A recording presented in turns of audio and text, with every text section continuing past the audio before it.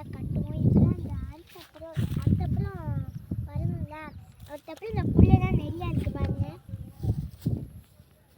அதனால நாங்கள் வந்து இங்கே மேயூரில் லெட்டர் நாங்கள் இது அறுக்கலட்டான்னு வச்சுக்கலாம். அறுக்கலட்டை நாங்கள் வந்து